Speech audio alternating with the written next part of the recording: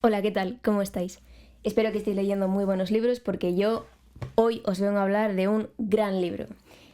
Hace ya un par de semanitas que me terminé, lo voy a sacar, me terminé Los demonios de Dostoyevsky. Un grandísimo libro, no solamente por sus páginas, sino por su contenido. Y os vengo a hablar un poquito de él, básicamente. Yo amo a Dostoyevsky, me parece que hay puntos de lucidez a los que llego cuando le leo que no me pasa con algún otro autor, sí, pero no con muchos. Entonces me los tengo que gestionar un poco sus libros porque no me los quiero leer todos del tirón. Pero bueno, ya llegó el momento por fin de dedicarle un tiempo de mi vida a volver a meterme en uno de sus libros y de eso os voy a hablar, de estas reflexiones, ¿no?, que me han surgido a raíz de los demonios. Bueno, en este vídeo voy a hablaros un poco más en general de lo que es el libro para intentar convenceros de que lo leáis porque es muy bueno y merece vuestro tiempo muchísimo. Bien, bueno, voy a hablaros un poco a raíz de qué surgió, porque es curioso realmente. Este libro surgió a raíz de un evento que tuvo lugar, nos tenemos que remontar a 1869, cuando un grupo de revolucionarios mató a uno de sus propios compañeros que se llamaba Iván Ivanov en Moscú. Este suceso llevó a Dostoyevsky a pensar cómo puede ser que miembros de un mismo grupo de ideas acaben con la vida de uno de sus compañeros, ¿no? Y básicamente esto es lo que explora un poco en este libro. Se ve la influencia que tiene este suceso a lo largo del libro. Quienes lo hayáis leído ya lo sabéis, pero bueno. Bien, entonces, este suceso es lo que hizo a Dostoyevsky meterse en las profundidades del alma, como hace él siempre, y en este caso mirarse cara a cara con los demonios que se meten en los corazones de los hombres. De ahí el título del libro, Los demonios. Bueno, pues os voy a contar un poco lo que nos presenta Dostoyevsky en este libro. Nos presenta un pueblo ruso. Estamos todo el rato metidos en una sociedad de un pueblo ruso concreto. Y en este pueblo van apareciendo personajes que son personajes con ideas radicales, ideas locas, podríamos decir. ¿Y por qué digo esto? Pues lo digo porque quienes ya hayáis leído a Dostoyevsky sabéis que sus personajes no son otra cosa que ideas andantes. Y en este libro no son menos. Son ideas, vamos, corriendo, podríamos decir incluso. Esta revolución, bueno, en este pueblo se va gestando una revolución social, poco a poco, a fuego lento, en la cual la moral está totalmente anulada por el nihilismo. Es una revolución social desprovista de moral. Esto es lo que está explorando básicamente en el libro. Creo que, de hecho, es el libro en el que podríamos decir que explora el nihilismo más radical. Me parece que este libro podría denominarse como una especie de Crimen y Castigo versión extrema, Crimen y Castigo versión radicalísima, ¿no? Porque el nihilismo que aparece en este libro es muy distinto al resto de nihilismos que aparecen en otros de sus libros, ¿no? Yo creo que aquí está llevado a un extremo que roza la locura realmente. Por ejemplo, podríamos decir que Raskolnikov, por hacer un paralelismo, ¿no?, con Crimen y Castigo, que es como el más conocido, podríamos decir, de Dostoyevsky. Raskolnikov, el personaje de Crimen y Castigo, si bien es nihilista, está en contacto de una manera mucho más personal con su conciencia. Pero en este libro los personajes son como una bala. O sea, los personajes no piensan, literalmente están totalmente desensibilizados de la moral, respecto a la moral. Bueno, como veis, es un tocho, son 800 páginas, pero es que tiene sentido que sea tan largo. No voy a mentir, hay algunas páginas que se podrían recortar, ¿vale? Pero tiene sentido que sea tan largo porque nos empieza a contar la historia desde antes del principio de la revolución. No se limita simplemente a contarnos qué es lo que acontece en esta revolución social y cómo se desenlaza, sino que empieza desde el primer germen de esa revolución. Es cierto que las primeras 300 páginas ponen un poquito la paciencia a prueba, pero por favor seguid leyendo porque una vez pasas esas 300 páginas el libro realmente coge un ritmo vertiginoso y merece mucho la pena la recompensa que ofrece. De hecho, yo diría que la segunda parte del libro es una mezcla entre los hermanos Karamazov y tiene momentos que son muy parecidos a los hermanos Karamazov y Crimen y Castigo en cuanto al crimen y el castigo, ¿no? Entonces es como una mezcla de otros libros de Dostoyevsky, es muy interesante. De hecho, bueno, yo cuando estaba leyendo, a mí me dio la sensación un poco de que estaba viendo una especie de fuego artificial, como la mecha iba subiendo y iba subiendo y yo decía, a ver, ¿esto a dónde va, no? Y de repente, ¡pum!, de repente todo luz, no ves nada, todo colores. Es increíble cómo van estallando las tramas que se van hilando. Tiene una recompensa muy potente este libro. De hecho, hay momentos que te dejan literalmente sin aliento de lo sublimes que son, ¿vale? Y esto puede sonar un poco exagerado, pero es que es así. Bueno, ¿cómo está contada esta historia, no? Para que os ubiquéis un poco. Pues esta historia está dividida en 3 partes que voy a denominar de la siguiente manera para que os hagáis un poco una idea de qué es lo que está pasando en cada una de las partes, así de forma general. La primera parte podríamos llamar que es como la parte del génesis, ¿no? La segunda parte podríamos decir que es la parte de la gestación y la tercera parte la parte de la erupción, ¿vale? Entonces voy a contaros un poquito sobre qué va cada una de estas partes. Bueno, en la parte de génesis, como he dicho, este libro nos cuenta una revolución social, pero desde antes del principio.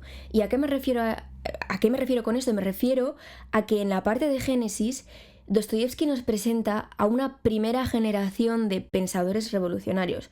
Pero ojo, porque digo pensadores. ¿Y por qué digo esto? Porque aquí se nos presentan básicamente a Bárbara Petrovna, una mujer muy, muy importante en el pueblo, y a Stepan Trofimovich, su protegido, que es un académico, pero bueno, ya veréis vosotros la relación que tienen entre ellos.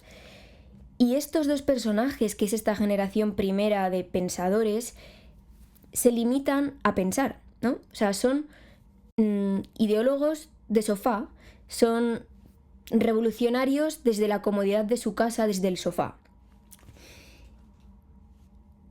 Es por esto que cuando llegas a la segunda parte, que es la parte de la gestación, empieza a haber más acción, porque aquí llegan personajes que han viajado al extranjero, vuelven, son los jóvenes, ¿no?, que han ido a ver el extranjero, se han empapado de las ideas extranjeras, que son las ideas occidentales que Dostoyevsky equipara al nihilismo y a un choque muy fuerte entre estas ideas occidentales nihilistas y la dignidad y la honestidad rusa, la religión.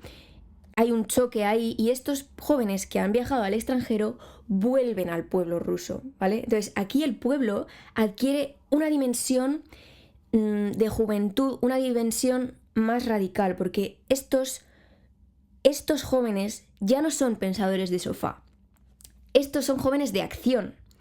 Y esta es la segunda generación de los revolucionarios. Y digo segunda generación precisamente porque 2 de los personajes más importantes, que son Piotr y Nikolai Stavrogin, de los que voy a hablar un poquito más tarde, son precisamente los hijos de estos 2 personajes de la primera generación, Bárbara y Stepan, que se nos han presentado en la primera parte. Vemos así cómo las ideas van evolucionando a lo largo de las generaciones y cómo se pueden ir radicalizando.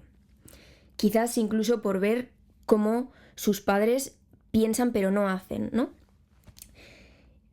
Bueno, os voy a comentar que en esta segunda parte hay que estar muy atento porque realmente, a ver, es una novela coral, ¿vale? O sea, es una novela en la que no conoces a todo el pueblo, pero hay una gran parte del pueblo que va apareciendo y que vas conociendo. Entonces tienes que tener muy claro quién es quién. De hecho, yo estuve así como haciendo un poquito la cuenta y diría que hay al menos como 12, 13, 14 personajes principales así que aparezcan bastante y a los que les tengas que tener pillados un poco por dónde van en su vida, ¿no? Entonces eso hay que tenerlo en cuenta al leer esta parte. Pero luego ya llega la parte final, la de la erupción. Y esta parte es increíble. Esta parte tiene una cadencia que es como un caballo yendo a galope, ¿no? O sea, es increíble, no puedes parar de leerla. Todas las tramas van... no es que se les ate un lazo y finalicen las tramas. Es que estallan, o sea, las tramas estallan. Y digo esto porque los personajes son prácticamente todos, ¿vale?, llevados a su límite. En muchos de los... Bueno, yo de lo que he leído de Dostoyevsky, que ha sido Crimen y Castigo, Los hermanos Karamazov y Noches Blancas, no he encontrado en esos libros tantos personajes llevados a sus extremos. Hay personajes que se llevan al extremo, pero es que aquí hay muchos personajes, ¿vale?, que se llevan al extremo, y eso está muy guay.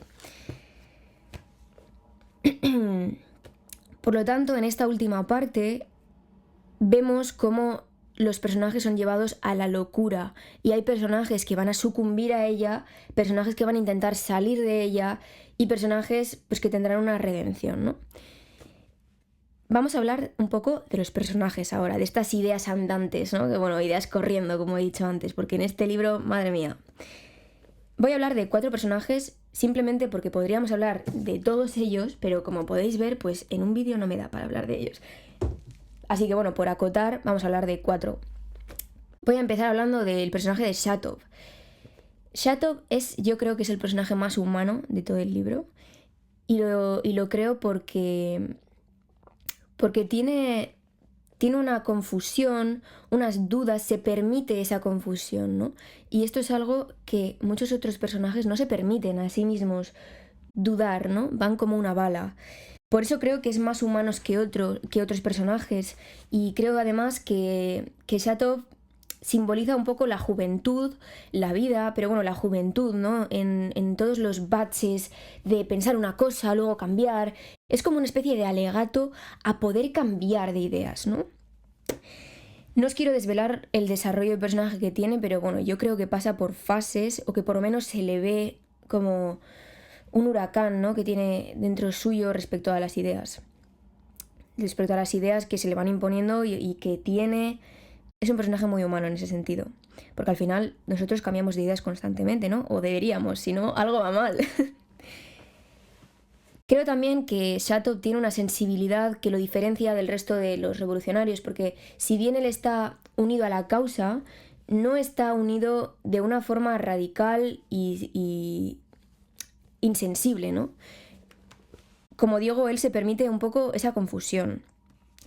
Solamente voy a decir de Shatov que hay 2 escenas que son increíbles, que están vinculadas a él. Hay una escena bellísima, bellísima, de un parto en la que está este personaje, y hay una escena que no voy a desvelar lo que es, porque si no os desvelo el libro, que es escalofriante máximo. O sea, es muy, muy escalofriante cómo está escrita, y está este personaje también involucrado ahí. Por lo tanto, creo que tiene momentos estelares este personaje, en cuanto a escenas que se te quedan en la cabeza. Es un gran personaje. Bien, vamos a hablar ahora sobre Piotr, ¿vale? Piotr es el hombre por excelencia. Piotr es el hijo del pensador de sofá por excelencia, y por lo tanto Piotr es lo contrario a su padre. Él es el hombre de acción. Es un personaje muy manipulador. No he encontrado ningún personaje tan manipulador como Piotr en otros libros de Dostoyevsky. Este personaje sabe cómo adular, sabe cómo venerar, sabe cómo callar cuando se tiene que callar para conseguir lo que quiere, sabe hacer callar. Hay una escena, ¿vale?, en la que Piotr hace callar a otro personaje que es de lo mejor que he leído nunca. Es increíble esa parte. Él es un titiritero. Sabe mover los hilos sociales para crear los escenarios que él necesita para llevar a cabo sus ideas. Y precisamente tiene una determinación en hacer las cosas, en conseguir lo que quiere, que es neurótica, hasta el punto de que es increíblemente peligrosa, porque va, como he dicho antes, como una bala. Va así, él no mira lo que hay alrededor. Quizás de Piotr lo que más... no es lo que más interesa, ¿no? Pero una de las cosas más interesantes que tenemos al leer a Piotr es la relación que tiene Piotr con Nikolai Stavrogin, al que voy a dedicar un vídeo entero, así que si os mola este tema, pues podéis ver el próximo vídeo. ¿Y por qué digo que tienen una relación muy interesante? Pues porque Piotr y Stavrogin son 2 caras de la misma moneda, ¿vale? son dos caras de la misma moneda del nihilismo. Piotr es el nihilista activo, mientras que Nikolai es el nihilista pasivo. Piotr tiene unas ideas, ¿no? Tiene ideas políticas, tiene ideas que quiere llevar a cabo, y para llevarlas a cabo se reviste de nihilismo. Pero es que Nikolai, ¿vale? Nikolai no tiene ideas que le guíen, como os explicaré en el próximo vídeo. Él simplemente se deja llevar, ¿no? Él se deja llevar por la voluntad. Se cree que es libre, pero él se está dejando llevar por la voluntad. Entonces, cuando tú estás leyendo el libro, realmente te paras a pensar, es que no sé cuál de los dos es más peligroso, porque no sé si es más peligroso un nihilista que vaya como una bala a cometer, bueno, a llevar a cabo, a realizar todas las ideas que tiene, bueno, todas las ideas que tiene vinculadas con un plan, ¿no? Diríamos, o sea, con un fin, o un personaje que no tiene fin alguno y que simplemente es un nihilista que va danzando, ¿no? Dejándose llevar por la voluntad, ¿no? Es un debate interesante. ¿Cuál de los dos es más peligroso? Mientras que las acciones de Piotr son más maquiavélicas, yo creo que las acciones de Nikolai son más escalofriantes, en el sentido de que él se deja llevar por una adrenalina que no está sujeta a ninguna moral y él no tiene planes, ¿no? De hecho, él hace esto porque le gusta asomarse al precipicio de la moral. Él simplemente se asoma y le gusta jugar en el borde de los límites morales, por placer y porque también realmente él tiene una curiosidad de ver si se caerá, ¿no? Si la moral le atrapará en algún momento. Vamos a hablar del último personaje sobre el que voy a daros así un poquito un esquema mental, que es Kirillov. Vale, Kirillov, yo a lo largo del libro, para mí Kirillov estaba un poco en un segundo plano. Veía su potencial, ¿no? Pero no llegué a vislumbrar lo que podía ofrecer realmente. No vi todo su potencial. Bueno, como podéis ver aquí, ¿vale? Hay unas marquitas que están en rojo, que son todas de la parte final, porque como os digo, la parte final es increíble. Pues igual la mitad son todas cosas que dice Kirillov, ¿vale? Este personaje, no os voy a desvelar qué es lo que pasa con él, pero yo diría que es el personaje que más atormentado está por sus propias ideas. De hecho, mira, tengo aquí apuntado una paginita para leeros, para que os hagáis un poco a la idea de cómo es este personaje, porque a él le dicen en una conversación que tiene, le dicen lo siguiente, le dice: sé que no ha sido usted el que ha devorado la idea, sino que la idea le ha devorado a usted. Yo creo que esto resume el personaje de Kirillov de una manera magistral. No os voy a contar eso, qué es lo que pasa con él, pero sí que os diré que esta idea que le carcome, que le está comiendo la carroña como un buitre, es la idea del suicidio. Pero es una idea de suicidio muy particular, que os dejo que desveléis vosotros mismos. De hecho, bueno, hay una parte, ¿vale? En la parte final del libro en el que Kirillov tiene un monólogo monumental. Si habéis leído... Lo voy a sacar aquí porque, bueno, ya que me han costado un ojo de la cara, pues os enseño, ¿no? Si os habéis leído Los Hermanos Karamazov, sabéis que hay un capítulo, que es el capítulo del Gran Inquisidor, que se publica aparte muchas veces. Yo creo que el monólogo de Kirillov está a la altura del Gran Inquisidor, ¿vale? Y yo lo estaba leyendo, esto va a dar mucha vergüenza ajena, pero es que es verdad, ¿vale? Yo lo estaba leyendo como a la 1:30 de la mañana porque no podía parar de ver qué es lo que estaba diciendo este hombre, y había partes en las que se me caía el libro en la cara de...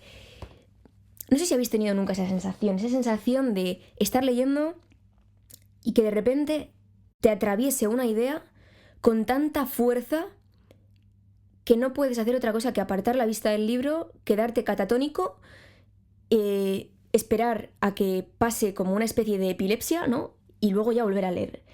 Pues esto es lo que me ha pasado a mí en muchas partes finales de Los Demonios y muchas de ellas con Kirillov. En resumen, para terminar este vídeo, deciros Bueno, sí, hay una cosita también que os quería comentar, y es que hay un capítulo que es muy importante. Si os vais a leer el libro, tened esto en cuenta, porque hay un capítulo que se llama Contijón, o también se le llama La confesión de Stavrogin, que fue censurado porque, bueno, yo creo que es lo más heavy que ha escrito Dostoyevsky nunca. Tiene sentido que fuese censurado porque realmente es muy fuerte, pero le obligaron básicamente a quitarlo del libro porque por mucho que lo intentase suavizar, el contenido estaba ahí, es una bomba, ¿no? Entonces, este capítulo se le obligaron a quitarlo del libro, tuvo que cambiar un poco incluso el rumbo de la escritura, pero este capítulo hoy en día se publica en muchas editoriales, se publica aparte. Me refiero a que se publica al final del libro, o donde se suponía que iba, que es después del capítulo 8. Este capítulo es necesario, yo creo, para entender a Stavrogin. Precisamente de esto voy a hablar en el próximo vídeo. Así que si vais a leeros el libro, tened eso en cuenta. Coged una edición en la que venga el capítulo, ¿vale? Los de Alba, como son los mejores, lo incluye al final. Bien, dicho esto, por recapitular un poco, ¿de qué nos habla este libro? Nos habla de una revolución social que se va gestando a fuego lento, con unos personajes llevados a la locura máxima en un pueblo ruso en el que hay un choque entre las ideas pasadas y las ideas que vienen del extranjero, con un desenlace que es como fuegos artificiales. Bueno, como podéis ver, pues os recomiendo bastante leer el libro. Y para despedirme un poquito, pues os voy a preguntar qué es lo que estáis leyendo vosotros. Si queréis decírmelo, me lo podéis dejar en los comentarios, que así me dan ideas para ver qué leer. Y os voy a comentar un poco qué es lo que estoy leyendo yo, ¿no? Bueno, yo os tengo que decir que he perdido totalmente mi libertad lectora, ¿vale? Porque, por un lado... Bueno, os voy a explicar. Por un lado, yo hago lecturas conjuntas con dos de mis amigas, que nos vamos rotando el libro, y mi querida amiga Irati, si estás viendo esto te mato, ha escogido este libro de Babel, que es así como Dark Academia, tal. Bueno, tiene como 700 páginas. Me estoy leyendo este libro por un lado, y por otro lado me estoy leyendo La Regenta, que tiene otras 800 páginas. Así que este libro de aquí, el de Babel, me lo estoy leyendo por mis amigas, y este libro me lo estoy leyendo porque le dije un día cenando a mi padre: si me compras La Regenta, me lo leo. Porque él siempre está diciéndome: te tienes que leer La Regenta, Le dije: bueno, pues cómpramela, y me la empiezo a leer. Yo pensaba, vale, que esto a él se le iba a olvidar. O sea, yo no contaba con que me comprase La Regenta. Y el día siguiente, yo no sé si es que tenía unas ganas tremendas de hablar conmigo sobre La Regenta, pero me compró el libro. Así que soy una mujer de palabra, me tengo que leer también La Regenta. Entonces estoy con estos dos tochos, ¿vale? Prometidos a gente distinta. Por lo tanto, bueno, tengo que recuperar un poco mi independencia lectora, pero para ello, pues estoy leyéndome dos libritos un poco más light. Estoy leyéndome El mito de Sísifo y Tao Te Ching de Lao Tzu también, así como más espiritual, que lo quiero combinar un poco con Siddhartha, pero bueno, no me da la vida, ¿vale? Cuando termine alguno de estos ya le daré a Siddhartha. Os quiero comentar un poco que El mito de Sísifo lo estoy leyendo precisamente porque hay un capítulo en el que hay un capítulo que está dedicado totalmente al personaje de Kirillov, del que os he hablado, relacionado con el suicidio, todas estas ideas locas, ¿no? Por lo tanto, por eso me estoy leyendo ahora El mito de Sísifo, que tengo muchas ganas de llegar a ese capítulo, ya os comentaré. Bueno, espero que os haya gustado el libro, espero que lo leáis, que leáis Los demonios, porque lo merece, es increíble. Os veo en el próximo vídeo hablando sobre el personaje de Stavrogin, porque es el personaje más misterioso que yo me he encontrado nunca de Dostoyevsky, lo he tenido que pensar mucho. Así que si os interesa Dostoyevsky, pues os veo en el próximo vídeo. ¡Agur!